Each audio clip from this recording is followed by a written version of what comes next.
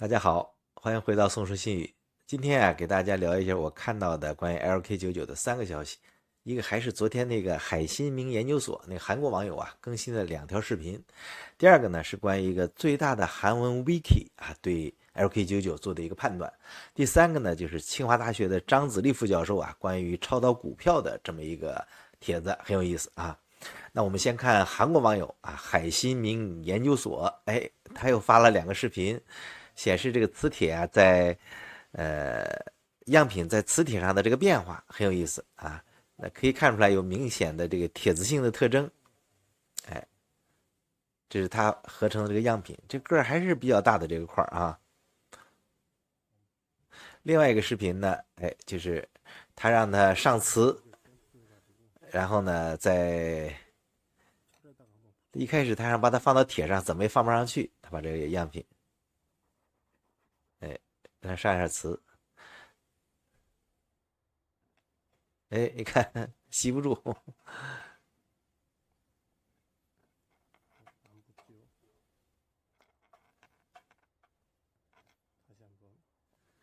他继续上磁啊。大家看到了吗？这个东西它很容易就跑到边缘，是不是？这就是一个小的永磁体的一个特征，就是小的这种不规则的永磁体放到大的磁铁上，小的永磁体就很容易跑到这个永磁体的边缘和棱角上。之前呢，别的国内的浮线实验，那种小的颗粒也是这样，这是为什么呢？可能朋友都知道哈，一个就是吸引力，对吧？永磁体之间呢，它有磁力的这个相互作用。通常呢，这个磁性物体它肯定会相互吸引，尤其是它们的磁极性相反的时候，那小的不规则的永磁体呢，可能会受到大的这个永磁体的吸引力，因此呢，会往大的这个边缘体和棱角上靠。再一个呢，就是磁场的梯度。我们之前讲中山大学陈彦聪教授那个陈彦聪博士他的那个论文的时候做磁场科普的时候讲过，永磁体的磁场它通常是不均匀的，对吧？在不同的位置有不同的磁场强度，在大的永磁体表面靠近边缘和棱角的位置呢，磁场梯度可能会更大，这就会导致小的这个永磁体就这个样品容易受到力的作用使它靠近这些区域。再一个就是磁距的方向，陈博士那个论文里边也画了磁距它怎么转的。那永磁体的磁距方向也会影响它们之间的相互作用。如果小的这个样品它的磁距方向和大的这个永磁体的磁距方向相反，它们之间的相互作用力将增强。另外就是这个不规则形状，是吧？这种不规则的这个样品可能会导致不均匀的磁场分布。就是它这个被磁化之后，也会让它容易受到大的这个永磁体的影响。所以大家看到的就是这个小的样品永磁体样品呢，或者是铁磁性样品呢，在大磁铁上很容易跑到边缘和棱角上，是吧？这就是因为磁力和这个磁场强度不均匀的分布以及这个永磁体的形状这些因素导致的。所以呢，从海信明研究所他今天这2条视频来看，就这个样品起码是表现出明显的这个铁磁性了，是吧？明显的铁磁性，这是你看又到边缘上了这颗粒都挺大的，他做的这几个但是呢，他做成那个饼的那样的，好像是用氧气烧起来的怎么样的？那个很奇怪，它为什么会颤呢？这个事儿我看无论是 Twitter 上还是知乎上，大家好像都没给出一个准确的这个解释。我觉得这里边肯定有我们不知道的东西这是韩国网友的这个2个视频就给大家做一个简单的介绍。另外一个就是韩国就是我们之前最早的时候就介绍过一个韩文的 wiki 叫 namu.wiki， 就这个网站。那这个网站也是最早就是给 LK99列了条目它比这个就是维基百科wiki 英文版、韩文版都早这个wiki 呢 nam.wiki 呢是在巴拉圭的一个服务器上，是韩国人搞的，纯韩文的，它比韩文的维基百科内容要多要详细。那在之前这个大家看到这个 LK99这个条目他们做的很多的，可以看到很多很多，点开之后包括他们都在更新。你看有争议的内容他们都做了，包括每一次的复现每一次实验他们都有。但是这次他们就给出一个判断来。怎么判断呢？我们看一下。他们已经很不耐烦了。他说呢，但是这是刚刚修改的。他说 LK99 是一位称为常温常压超导体的物质，在互联网上一度成为热门话题啊。这是微软 Edge 浏览器自动翻译的啊，它原文是韩文。2023年8月和9月，国内外学术界纷纷发表了不能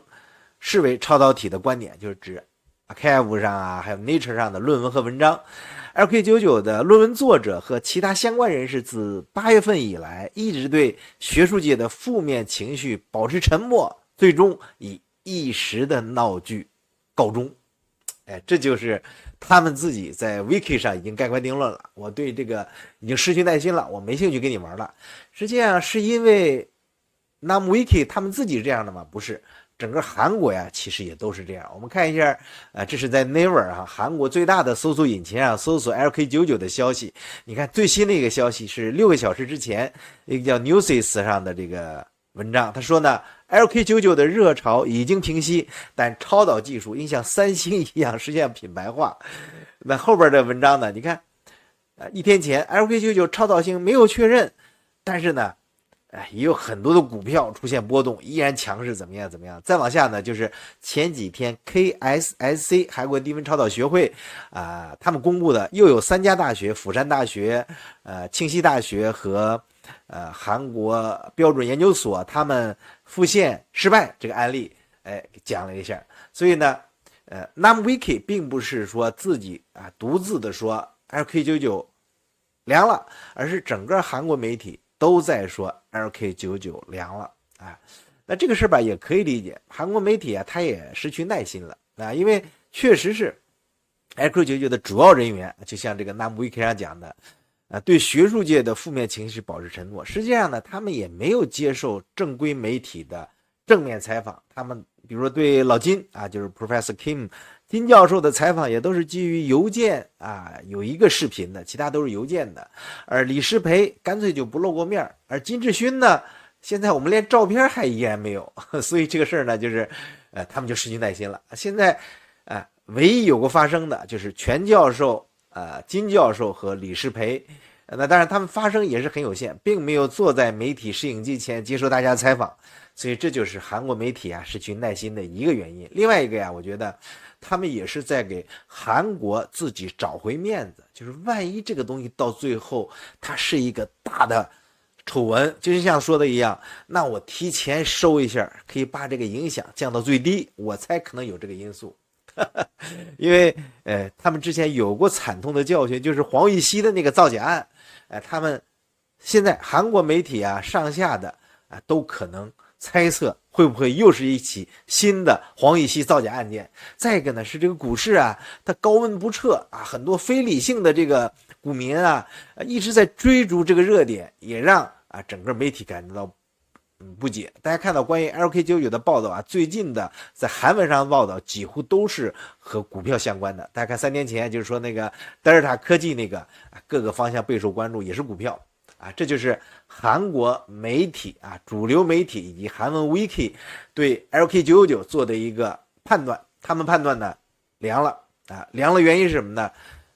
那 Wiki 讲的比较不能叫准确吧，比较无奈，就是说你对我们保持沉默，我们只能当你凉了至于 APL 能否发表，那你发表了我们再把火点起来是吧？只要这个锅凉的不太狠，我还这个热灶我还能继续烧别凉太狠。这就是韩国的 NumWiki 以及韩国媒体对于LK99 的一些判断那讲完这个其实我们继续讲的就是张子立副教授他关于超导股票的一个长文在知乎上。那张教授是国内这个应该是也是搞超导研究的少壮派。那他一开始呢就对韩国 LK99 呢持一个G 的态度，就是 no。但是这个人他是个爽快人，我觉得这个人性格应该是非常好的。他一直是坚持是 G 也没有来回晃动过，并且呢他说一言假，人家会讲出他一言假的理由来。我觉得这样也算，我觉得也挺爽快的一个人。他就给人讲了他给券商做咨询的这事儿。他说我重申一下，我在8月初给券商做过不止一场，问题是券商也不是只找我一个人啊，他是开玩笑说，如果全国都找我一个人，那我早就乐翻天了，是吧？并且啊，他说券商和这个基金啊，会在任何领域找不同的专家咨询，这是他们工作性质决定的，这样才养活了一大批中介公司，帮他们找专家。哎，这个咱们也 get 到一个知识点，原来券商和专家之间还有一个中介，他们还挣这一笔钱。那张教授的意思就是说，那咨询这个钱，这中介公司可能给我扣了一把，是吧？那他们肯定要扣一把，因为人家给介绍的活嘛。那券商呢，不会因为任何一个专家的言论而做任何决定，他们要根据各方面的信息，结合自己公司的资金情况进行综合判定。我只是一个信息源而已。他接着说呀，他说 LK99 如果是真的，他们也未必会进入，因为可能板块不是自己熟悉的，而 LK99 是假的，他们也可能做短线赚钱，这就是金融啊。所以金融打的就是信息差，谁掌握的信息多就能吃掉信息少的人，这就是我为啥不提倡普通股民听到一个网上的消息就冲进去买股票，因为真的可靠的消息咱们绝对不是第一个听到的。哎，给这位张教授啊点赞，说得好啊，我还挺赞同他的想法的啊。所以他给大家讲的意思呢，就是说投资要谨慎啊，不要来不来就抄底，我们都是成年人了。哎，看了这篇这个张子立副教授这个发言这稿子呀，我觉得我对他的这个形象的认知啊又改观了。我觉得这个人在专业上能当清华的副教授，那肯定是啊，在国内也是在年轻人里边比较一流的。另外一个呢，就是他这个很多话呀，我也看了，他在推特上发的少啊，主要是在知乎上，还比较爽快的一个人啊，比较爽快，并且呢，也不是那种这个出口恶言的那种人啊，毕竟清华的教授嘛，是吧？这就是今天给大家聊的这几个消息。所以我们觉得呢，对待 LK99，我们就应该持有一个客观的态度啊，这也是我们对待其他科学发现应该保持一个态度。那么到现在为止。我们昨天说，那个韩国网友呢，在大家都快凉的时候，他突然又烧了一炉丹，特别是就是他其他的样品可能就是颗粒大点，包括在磁铁上我们看到他转来转去那个啊，但是就是那个烧成环状的通电的那个吊起来那个，有网友在我那个视频后边留言他说他手晃一晃他就弄了，显然